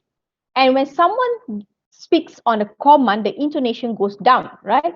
And it will say, hey, pay attention, this is a command. Okay, so the most powerful syntax, okay, of our intonation will be command intonation, because command intonation you can influence people. All right, so students who are going to collect data, we're going to talk to different respondent, participant. Command language is the most powerful way of influencing people. Remember, the intonation is going low, downwards, towards the end of your sentence, okay? Because this is how our unconscious mind pick up on it. However, all right, this requires a lot of practice. Okay, something easy, you require practice. Why I say this? Because many of us, all right, we always have this perception that when we tell our voice, when our voice goes up, we are giving a command, all right, and instead of question. So sometimes when you raise your voice up, the person who's listening to you is asking, oh, the brain is processing, oh, the intonation goes up, so it's a question and I supposed to reply. Okay, so that is a lot of wrong perception among us. We always think when we raise our intonation at the end of the sentence, it is a command. No, it is not a command, it is a question which require the listener to respond to you. If you want to give a command, which is an influencing way of communication, is that you lower down your tone at the end of your sentence and the brain will process, pay attention, this is a command, and then you will respond to it and you will do it whatever is being commanded to do so. Okay, so remember to use it in the right way for right purposes when you're communicating with different stakeholders. Okay, so there are times that you need to use question, there are times you need to use statement as well as command. All right, and okay, next I'm going to move to my next slides. Okay, so there's another one we call as representational system, which I explained earlier, is the communication model. We need to know our preference, okay, because the way we communicate with people is matter, okay, whether our preference is the same or it is not, and we need to be flexible, okay, and so we're going to look into this, okay. So this is a model using a WARK, okay, WARK, visual, oral or audio, read and write, and lastly is the kinesthetic, okay. So this is something that you should ask yourself as a student, okay. When you looking, is it you learn through looking at the picture or people performing a skill? All right, imagine if you're going to learn to drive gonna ride a bicycle. How do you learn? Do you learn it by looking at the picture of people doing the skill? Or are you learn by listening to the expert who explain how to do it? Or do you learn by reading on how to perform that particular task?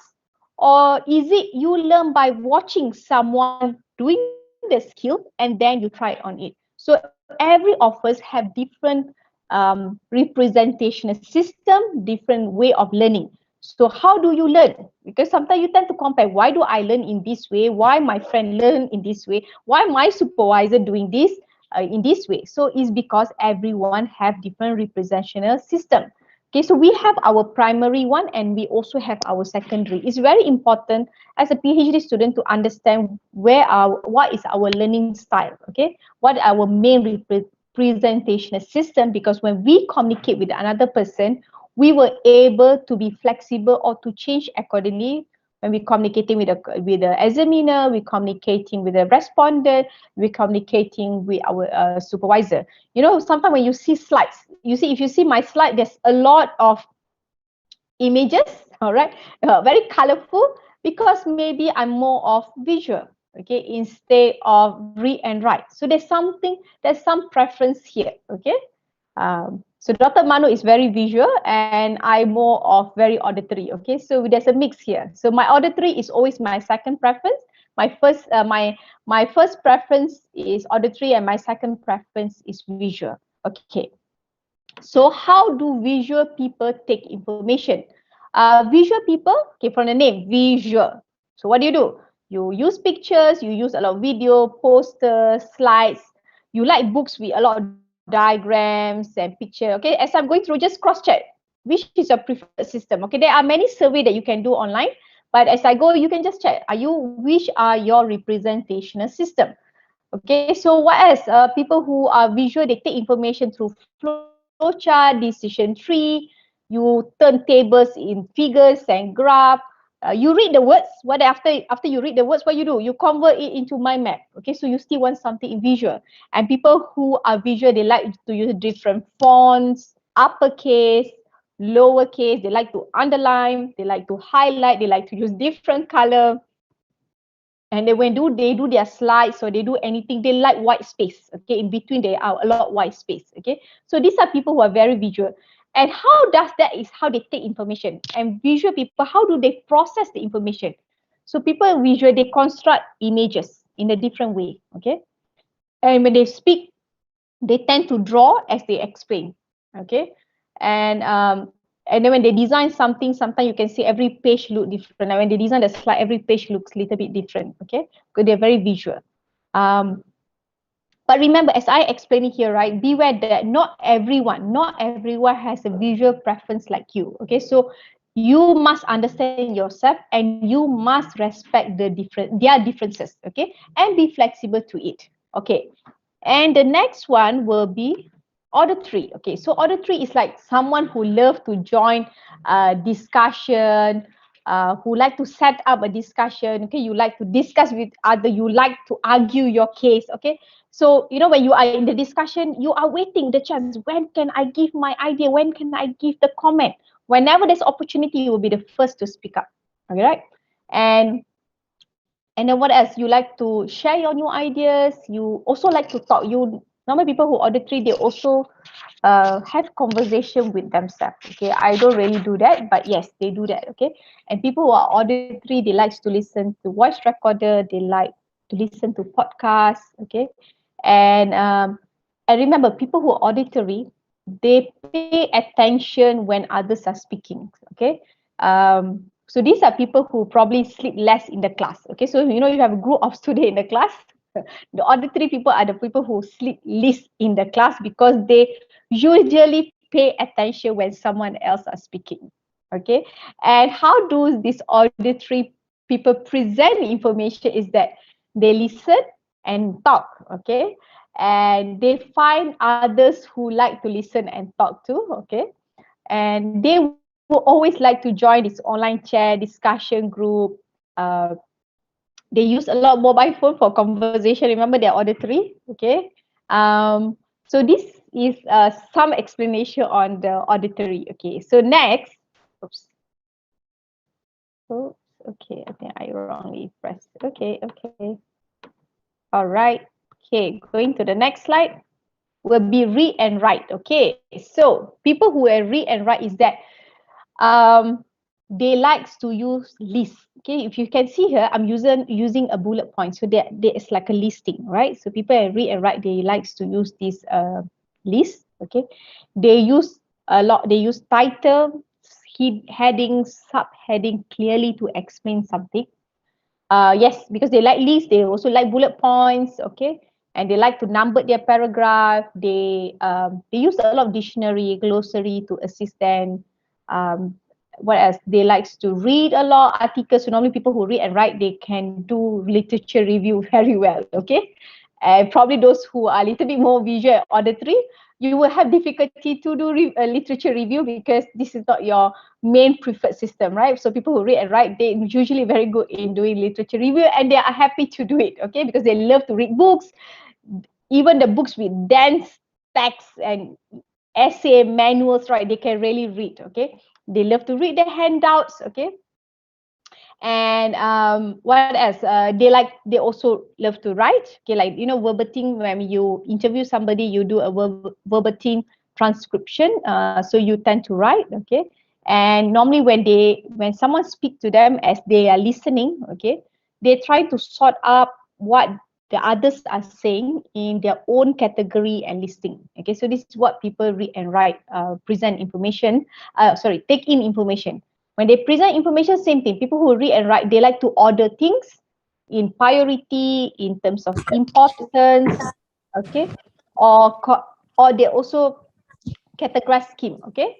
So these are some example of how people read and write, present information, okay.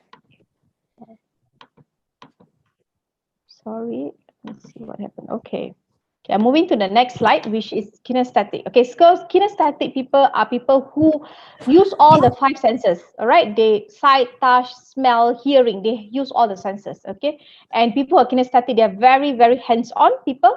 They do read, they watch video. Remember, they use all their senses. Okay, so they look at exhibit. They like practical session. They like to use survey. They love field trip interviews. Okay. What else? Kinesthetic people, they like to use real life example and personal stories. And they learn by looking example of principle. Kinesthetic people, they like trial and error, okay? And they will always look for opportunity to apply where they have learned. Okay, so these are kinesthetic people. And kinesthetic people, they present information, like they focus on the real things that happen. Reality is very important for people who are kinesthetic, okay. So when you talk to people with kinesthetic, they love to use a lot of example when they talk, they discuss, they present, they write, okay. And people with kinesthetic also, they use their previous experience, all right, previous experience to actually make as a basis of decision making. Okay. Okay, so this is some example of kinesthetic. Okay, I got another few more slides to go. I think 2 more slides. Okay, so before that, okay, when like I said earlier, we have our primary system, all right. Usually we do have more than one, but we have the main one and we have the secondary one. So it's very important to know which is your main and secondary, because this how it influence how you learn, how you do your research, how do you do your PhD study, how do you do your write-up, how you do your literature review, how you collect the data. If you're going to develop system and you're going to build a high algorithm, all these things, it do influence you because it depends also on your learning style. So when you are aware of your own learning style, you will able to be more flexible. You able to explain on to yourself why you can do and why you can't do, and if you can't do, what are the ways that techniques that I can use so that I can be flexible and I can do too. Okay, for example, literature review. So maybe somebody who we auditory, they do not prefer to do literature review, but as a PhD student, you have to do it. So you're gonna learn way on how to be flexible when you know your own learning style. Okay, so this kind of model, all right, this is a VARK model, WARK. It tells you something about yourself that you may or you may not know until now. Okay, and when you are communicating with somebody else, all right, you must find the preference of the people who you're communicating with. Okay, and then it's easier for you to build the rapport with the another person. Okay, um, so so ask yourself, if I'm a visual, auditory, kinesthetic, how can I change my communication style so that I can match, I can mirror, all right, with the person that I'm speaking to, okay? And at the same time, when you're speaking, when you know their preferred system, at the same time when you speak, you also remember to watch their eye movement so that at the same time you know how they are thinking. Remember, eye movement is telling you how they are thinking, not what they're thinking, but how they are thinking. As you need, you use your intonation. Okay, do you need a question? Is it a command? Okay, remember, command intonation goes down at the end of the sentence. Okay, which is different than what we always believe in. Okay, so next, let's move to the next slide. Okay, I have this 5 affirmation. Okay, before that, what is affirmation? Okay, affirmations are statements that are used and are used repeatedly to encourage, to uplift the person speaking to them. Okay, you are telling yourself affirmation, all right?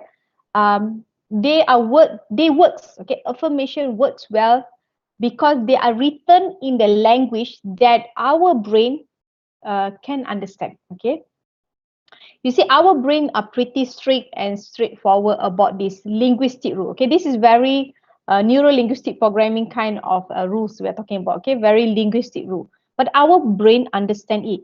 Subconsciously, unconsciously, our brain understand it. So what are the guidelines when you want to use affirmation? When you do affirmation, first, do not use past or future tenses. Okay. Second, positive affirmation only have positive words. Third, when you're doing your affirmation, you must speak confidently, okay, as though your positive information is true, hard, and solid. These are the 3 rules how you use your affirmation. All right. No past tense, no future tense, only positive word, and speak confidently as though it's real and true. Okay, this is because the amount of information, because our brain process all kind of information every single second. Okay, so it takes everything that you think and you say, literally. That's what our brain does. Okay, so if you understand the power of communication, verbal, non-verbal, you understand how consciously and subconsciously and unconsciously our brain works. Okay, it actually really affect of our emotion, behavior, even our physical well-being. Okay, so everything is happening in the present moment from the brain point of view. Okay, so our brain see only current, all right, current time. Okay, so when you think, your brain process the information and prepare you the action that immediately you have to take. Okay, following the thoughts. Remember, your brain will prepare the action based on your thoughts. Okay, so law of attraction of positive affirmation. Okay, take the form of internal thoughts. Okay, from how you are thinking, your internal thoughts, your spoken words, or you can also represent it visually. Okay, so regardlessly how you're going to use this affirmation, either through a thoughts, spoken word, or you want to have it in visually, all right, is it reflect your vision on how you want your life to change or how you want to complete your PhD. Okay, so that affirmation can comes in the internal thought, spoken word, or visually, but you tell how you're going to change your life or how you're going to complete your PhD. All right, and some people, what they do is that some great successful people, what they do is that every day, every morning when they wake up, they stand in front of the mirror and they say, today is a great day. Okay, so they do a positive affirmation, all right, with positive word, with current tense, and confidently say it. Okay, so this is one way to infuse the positive affirmation. So a lot of great successful people, they do this every morning upon waking up. Okay. And another way how you can do, I think some of you maybe have been doing it. You have the sticky notes, all right? You can put a sticky note probably at the bathroom cabinet, on the fridge, probably in front of the door, or maybe, post-it note at your laptop that have positive information. And some people, what they do is that they have this dream board, they call dream or vision board of what they want to achieve. Okay, so they have that and they visualize every day. So that's why I say it can come, the affirmation can come in the words, internal thoughts, or you can have visual board that you can see every day. Okay, then you know this is the goal I want to achieve. I want to complete my PhD. Okay. So other techniques that you can use along with this affirmation is the technique called Ho'oponopono, all right? Emotional freedom technique, EFT. They are also priming exercise by Tony Robbins, all right? And another way that you can do is that probably you can spend 10 to 15 minutes daily building an increasing detailed image of your life. Like for example, the life that you want to achieve or detailed image. So every day you build a increasingly detailed image on completing your PhD smoothly and successfully. So you do that. So this is like some sort like a meditative exercise, but you are gradually building that visual in your internal thoughts. Okay. What else? Okay, so this affirmation is actually fall under law of attraction. I'm sure some of you have heard about it. It says that light attracts lights. Okay, so you are attracting what you are thoughts. Okay, so whether we realize or not, it's actually what we thoughts is what we bring positivity or negativity in our life. Okay, so as part of so it's very important to place your focus, all right, because it have an intense impact on you. So if you always think negative, then you will always be negative. If you think that you're not going to complete your PhD, you will not complete. So the positive affirmation comes in along with the action. Okay, law of attraction say what you visualize you will get, but it comes with the action. Don't only visualize and then you don't take any action doing it. It comes together. So you must take the action at the same time, only visualize positivity. Okay, in completing your PhD smoothly and successfully. All right. So like I said earlier, if you keep thinking about fears and failures, that's the only thing going to happen to you. Okay, if you look in, I always tell myself and I always tell my student, in every difficult situation, always find the positive element. Okay, there's always a positivity in every situation or condition that you are in. It could be very small, it could be very little, but there is positivity within the negativity. Look for that. Okay, and give enough gratitude for it. Okay. All right, so law of attraction actually encourage you to tell you that you have freedom. You have the freedom to control your future and how you choose to shape your future. Okay, so that particular thing is within your control, how you want to shape your future. So today I want to have this 5 affirmation. All right, so you can say it, you can visualize it, you can print it and put it at in your room, on your house, wherever. Okay, one of the first affirmation is that I am the architect of my life. I build the foundations and choose the path and content of my life. Okay. Second, I am healthy. I am brilliant. I am calm. Third, I'm a great researcher and a great writer. I celebrate both small wins and big wins. And the fifth one is I'm always positive. Okay, so this is the 5 affirmation that I would like to share with you, which you can create, you can take this affirmation to make it something part of your daily life, or you can create your new affirmation that you truly believe on it and confidently saying it. Okay, either in your internal thought or spoken word or in the visualization, like visual boards they call.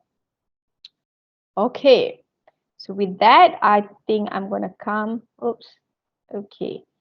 All right, so before I end, so today, for organizing and completing PhD, we have covered 5 tips on research, 5 tips on personal life, common obstacle in completing your PhD. Remember, that is universal problem, not only your problem, it's a universal problem for PhD student. The power of communication, which is verbal and non-verbal. Physiology 55%, voice 38%, words 7%. Okay, we gone through few techniques that you can use it. It will take time, but practice it, use it. If you need more, there's a lot of video on YouTube that you can enhance your skill in practicing it. And then the 5th one, we talked about law of attraction on positive affirmation, how you can have positive through your internal thoughts, spoken word, or to have a visual board. Okay. And like what Dr. Mano said, remember, for you to complete your PhD, you need to communicate, you need to interact, okay, you need to eat well, you need to exercise regularly, you must take supplement, all right, and you can apply or diffuse essential oils. Okay, this will help you. Okay, so I would like to end my sharing today with this proverb by Alvin Toffler. The illiterate of 21st century will not be those who cannot read and write, but those who cannot learn, unlearn, and relearn. Okay, let me repeat one more time. The illiterate of 21st century will not be those who cannot read and write, but those who cannot learn, unlearn, and relearn. Okay, so you can reach me and Dr. Mano Ranjitan if you are seeking for any advice, consultation, or any collaboration. With that, thank you so much.